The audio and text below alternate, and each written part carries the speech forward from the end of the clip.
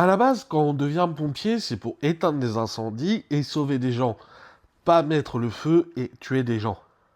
Nous sommes dans les années 80 aux États-Unis et plus précisément en Californie, quand John Doerr, un bonhomme tout à fait lambda, un peu vous et moi, a une vie plutôt basico-basique. Il fait son service militaire dans les années 60, après ça, il épouse son amour de jeunesse, a 2 filles, divorce, et ne sachant pas vraiment quoi faire de sa carrière, à part avoir une arme sur lui et pouvoir arrêter des gens, il décide de devenir policier. Aziz, le policier. Il réussit tous les tests, sauf le test psychologique. Le petit bonhomme finit par devenir inspecteur incendiaire. Et très vite, il est promu capitaine.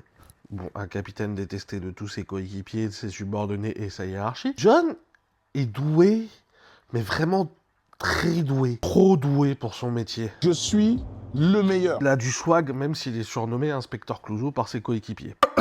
John, tellement doué dans son boulot, devient instructeur incendiaire. Il est là pour faire des conventions, démontrer aux gens ce qui peut se passer en cas d'incendie, comment faire les bons gestes, etc. Sauf qu'à chaque fois qu'il part en convention pour faire ce genre de choses, des incendies pop-up un peu partout autour de lui. Mais là où c'est encore plus fou, il se dit, tiens, je vais écrire un roman. Sauf que son roman, il parle d'un inspecteur incendiaire qui est pyromane. Et le plus fou encore dans ce roman-là, c'est qu'il donne des détails sur de vrais incendies que seul le pyromane pouvait connaître.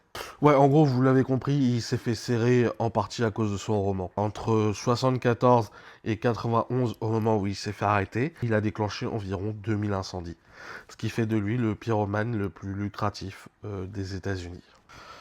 Voilà, voilà.